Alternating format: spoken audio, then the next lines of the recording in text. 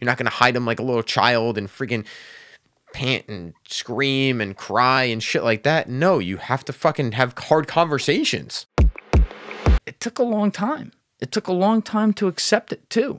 And then you're so, I mean, and there's a lot of money coming in too. You're so deep that it gets hard to just be like, oh, I got to make this decision and go. You know, at that point, you're not 22 anymore, and you don't have, you have a wife, you have bills. You know, it's there's a lot of decisions that need to be made that go into it. But you know what? When you think about it, what's the ultimate decision?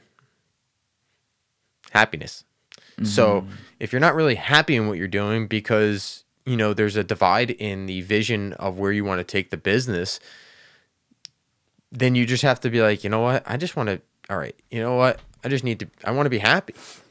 And you have discussions about it.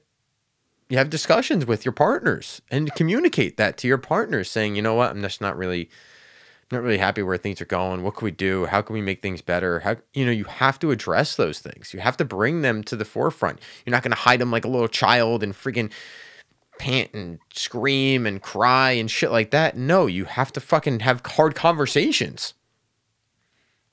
And those are the things that you have to do and you have to learn how to do. So I think that also, you know, you through tough times, you just learn that you have to do certain things that you're not really comfortable doing. Do I want to confront my partner on this? Do I want to talk about this? Is this the right time to talk about it? We just got out of a meeting where, you know, we lost a client or we gained a big client. Is this the time to bring up something that I'm not happy about when you just signed a $20,000 a month client? Right.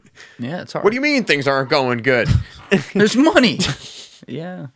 So, but I think ultimately you got to be happy in what you're doing. You got to feel a sense of accomplishment on a daily basis. I think that's something with me that I like on a day-to-day basis. If I'm not accomplishing something, you're hard on yourself. And that's, I think, any good business guy, any good salesperson, any good entrepreneur, if they're not upset that they didn't accomplish more that day, they're just like, oh shit, I did great today. All right, I'm good. That might be if you're in a 9 to 5 or you're somewhere where you're not striving to take it somewhere or what's the next step or what's the next level or what's the next milestone I'm going to hit, then maybe you're content with some things. But as an entrepreneur and as a, you know, somebody who's, you know, you're going to own your own business, you're going to start your own page on Instagram, you're going to do that. Like, you're like, all right, well, I gained 200 followers today. All right, well, guess what? I'm getting 400 tomorrow. All right, I need X amount of interactions. I need X amount of views on my podcast. There's milestones and there's things, and it never stops. I know, you know, as I talk to you and on a day-to-day basis as a very close friend, like I'm like, oh shit, like this motherfucker doesn't stop. 7 days a week, you don't even know what day it is. You're like, all right, wait, what's today? Oh, it's Wednesday or Thursday, because you're so locked in. There's so many edits you have to perform. There's so many hours it goes into watching this 3-hour podcast that you're making edits, you're looking at, you're evaluating, it's endless amount of time.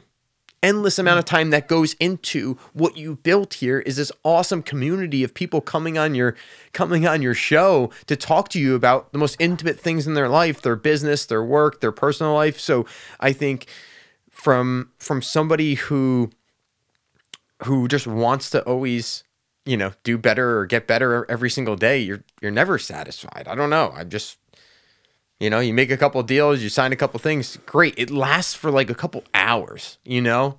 For me personally, it's like, okay, you just got a deal done or working with a client. Okay, I'm happy about it, but I'm not like, oh man, I could relax now. I don't know, maybe another few years as I get Cervino Co. really built up, and I'm like, this is nice. I doubt it though. You know what though? This is important though, because you're experiencing this now too, because it's yours, right? Like it's got your name on it. You're the decision maker. You have the flexibility and everything. And you were just making the point about my podcast. that's the lucky thing I had with this too. There's not cooks in the kitchen here. The only person that needs the vision technically is me, and then obviously I want my guests to believe in it too, right? Yeah. But you know, they're one by one. There's a lot of them coming in.